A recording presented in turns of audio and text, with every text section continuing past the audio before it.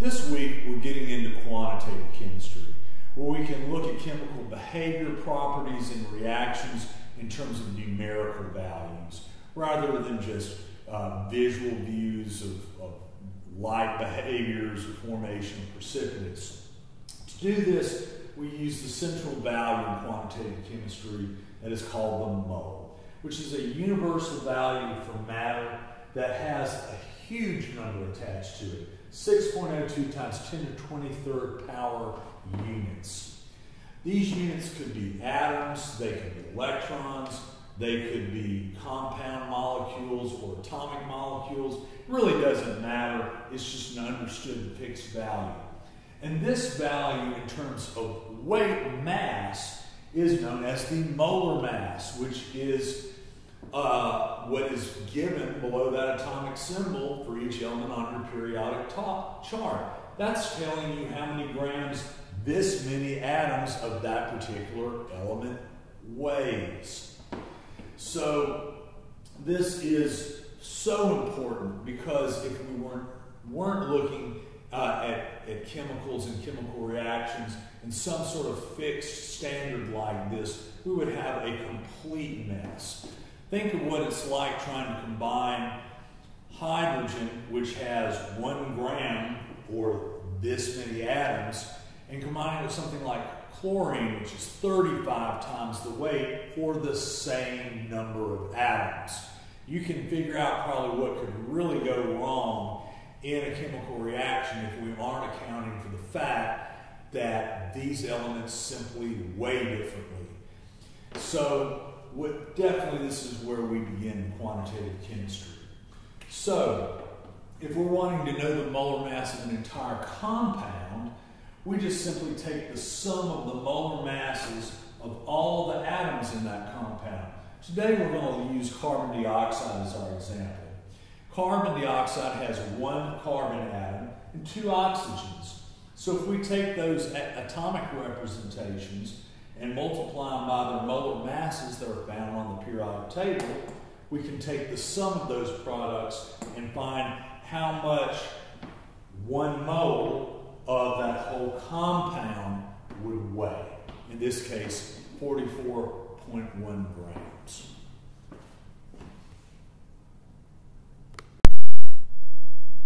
From there, we can look in terms of a ratio percent value what the percent composition of each element would be. In the case of carbon dioxide, we just simply take the molar mass of all the oxygen represented, which we determined was 32 grams, and divide by the whole mass of the complete compound.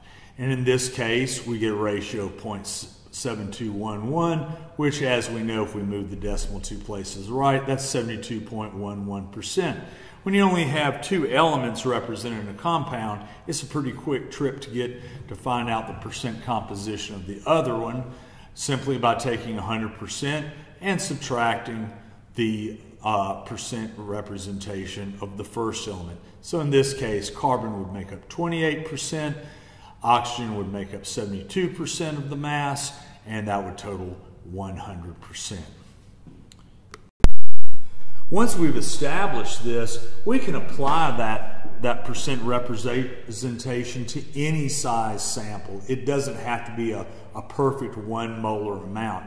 For example, in the case of a small sample of carbon dioxide, if that sample weighed 3.4 grams and we found that 2.45 grams of it was oxygen, we could still derive, of course, that the percent was 72% by dividing the part by the particular whole from the whole, and we get that ratio of 0.72 or 72%, and as always, our percent should add up to 100%.